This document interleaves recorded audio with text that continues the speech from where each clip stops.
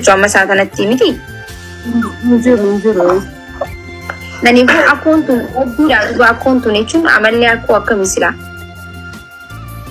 Ani gaya ro durati gaya semua jolle kafetun arke haran tanah dimma kail masjid do fega. Wallahi akka makka tisin jurtuan nangal lewani fi badde bil wasiha ne da dura basu fi malera ko il mot yata nan osona lalin kutte garam masla il mot kana jala qabatte isahana na qab system ucafan illi ahuma na geesite na walla anti mire isini kharmel mosi gorte khani dam ko goyti jabate mire Ayah daim titi ni le gude wang gude damte to ko faaka saya daim titi ab ilmu nisi ni damne kabdi dem ayah ubalesa daim titi o malik kabdi dem gani wallahi tanam bene to mucan durane si sumu bira jirabe ta suma jumujur bodu jole lamantu isuma bira jirani sababu arran tanaga mucan tiya gude demurati waluman bijabate Obbalesi daim titi gize abbaan gude tu mina garreettee ni adda. Mina garreetti nama ne. Okay. Ayye. Me suuraa isii suuraa fidame suuraa akkoodhaa fidame xansaasirratti. Wanni inni qabdu. Eenyu saa? Jamal? Inni abota kaba asara rufutu. Yes. Foto ada basi ada opsa.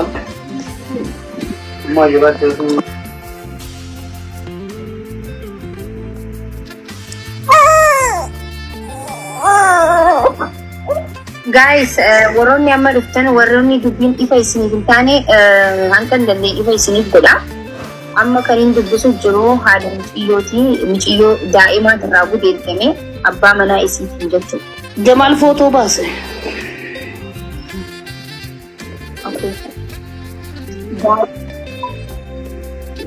Foto yoo dandeessan maxxansaafii garuu badii guddaa gootee jirti haati iyyeeffannaa godheetiin jira wanni itti araddatti takkiin immoo poolistaabiyaatti madheetiin jira jetti.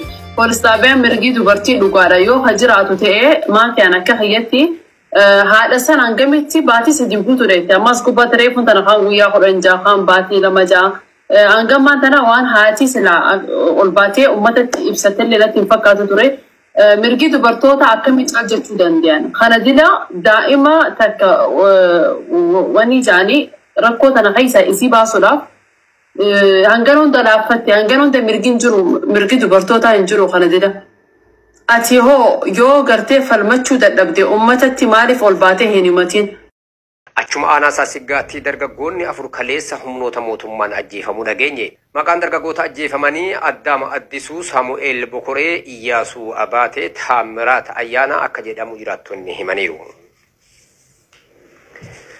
Oduma wal fakkaatuun godina Shawaa Bahaa Aanaa Fantaalleetti namoonni nagaa lama humnoota mootummaan ajjeefamuu jiraattonni himan. Ganda Qobbo jedhamutti waraanni mootummaa galgala dhufee ummata keessa namoota lama qabee deemee jedhan.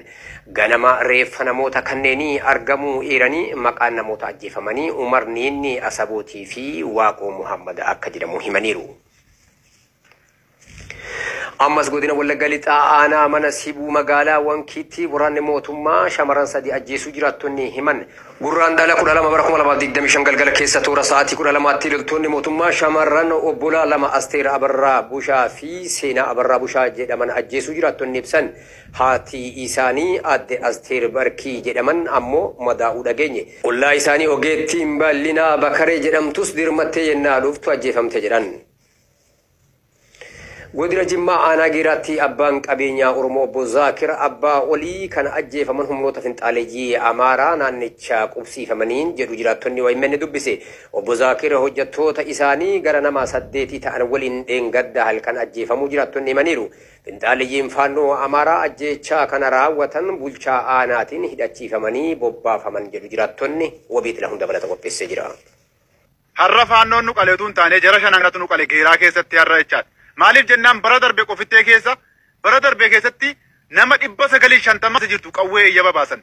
Jarri kun shanan koree tiimii Giiraa bulchaa ture. Shabaaba harkaa baafattee matti qarraa if darbite amma kunoo daandiirra jirtii caccabxeeti deemaa mana yaalaa gadi jette cal jettan gaafa duutee dubbadha ammas gaafa duutee isheen gootanii gaafa duutee man kennitanii fi